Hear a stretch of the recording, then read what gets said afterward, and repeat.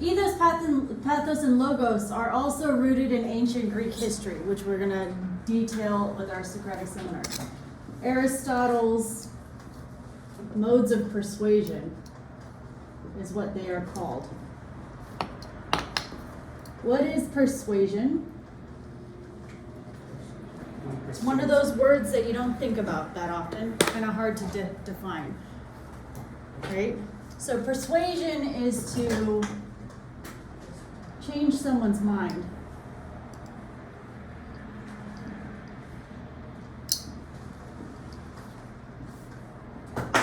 Usually to your opinion. Okay? There are 3 ways of doing this. That's what 3 modes mean. So then there's 3. The first one, Lucas, can you see this in the video over here if I put one here? Yes. Okay, thank you. Many Lucases. Okay, 1 is pathos. Pathos is the easiest one for us to access. What does path mean?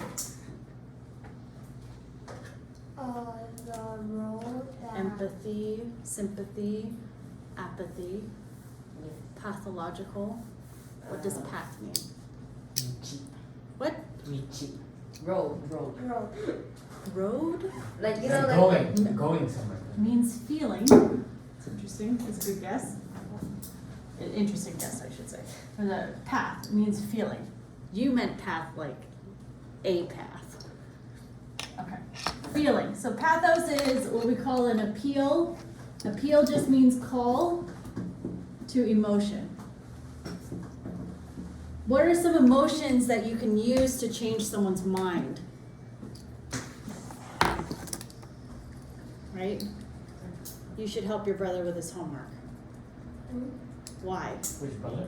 No, I'm just saying, no, not him specifically. I'm talking about if somebody was saying you should help your brother with his homework. What would be an emotional? Kindness? Empathy. Sure. Does it work? What? Yeah. Does kindness work? Kindness? Sure. Empathy. Sure. Empathy. Those are nice things. Hope. Sometimes you appeal to hope. Also, fear, hate, anger. Right? This is Star Wars we're talking about. Dark versus light. You're appealing to people's better nature, you're appealing to their fears and their weaknesses. So both are powerful. I wouldn't say they're both good. Okay, so that's pathos. So an example would be easier to think of hateful things. Kenta, if you can't keep it serious, I'll kick you out.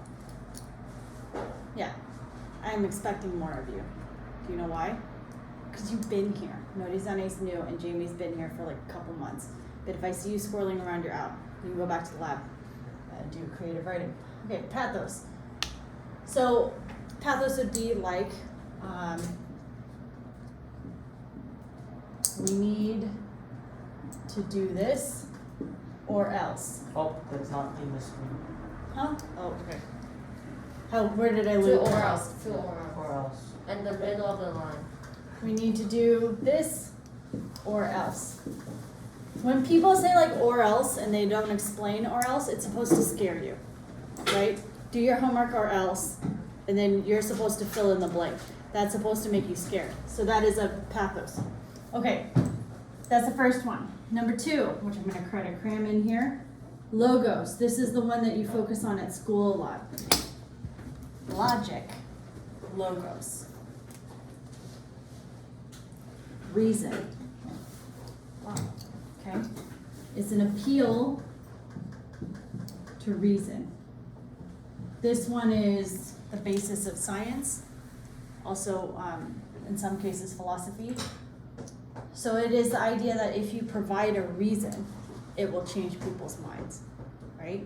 It's the difference between you need to do your homework or I'll kill you, and you need to do your homework because it will help you practice before the test. Does that make sense? Number 2 is pet term.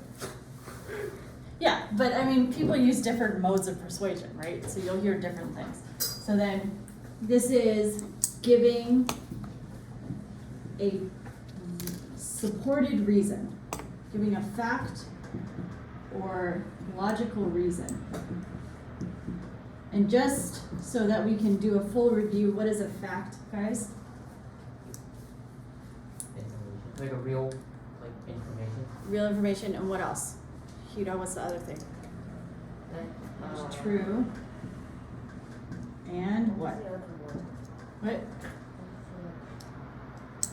You And can can- show it. Can be checked. You guys learned the first one at school, it's a truth. But how are you supposed to know it's a truth? Right? Logic is something that can be checked. That's why it's the basis of science. No matter where you do the experiment, if you use the same variables in the same process, you need to get the same result. That means it can be checked. Okay? So that's logic. So logos, that one's easy. So this is the fundamental basis of you need a fact, and then you need a supported explanation. So it can't just be you have a fact, you have to use the fact in a logical manner, right? People use facts for evil and for bad things all the time. So, number 3, is this one in the shot? Okay. Okay, last one, ethos. I put this one last because this one is probably the most common in Japan, but it's probably the hardest to explain. Ethos is an appeal to authority.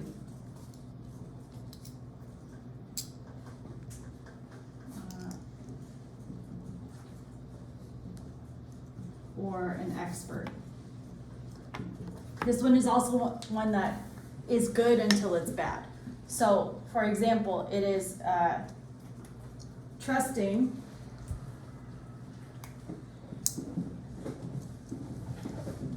someone with experience.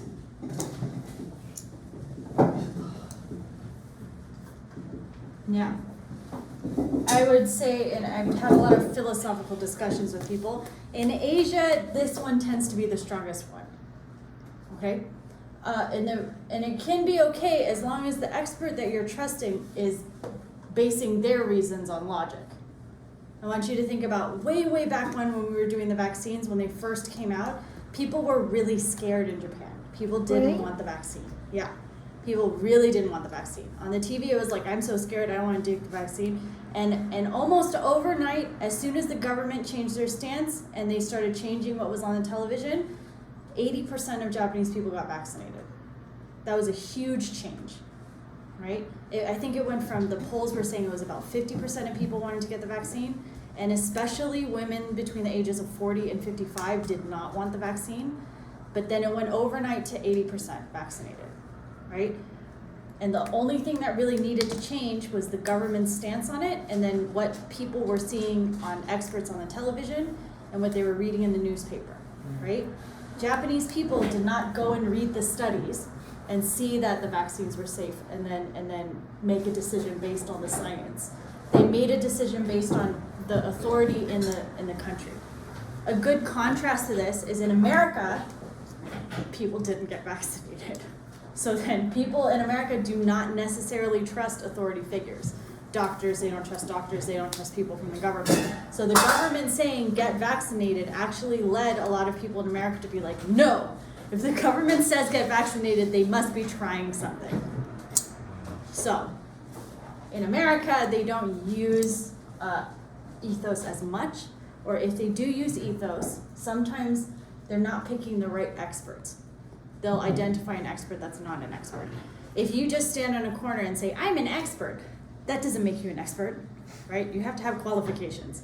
But when this one goes wrong, it goes very wrong. So, like, this one is like trusted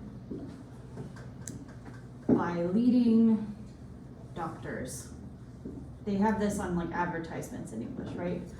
This is ranked #1 by all of the dentists. This toothpaste is the most popular toothpaste, right? So it's based on you trusting other people, usually someone who's expert. Or if you see something that's like since 1888, that's also ethos, because you're saying, I did this for 200 years, so I'm an expert.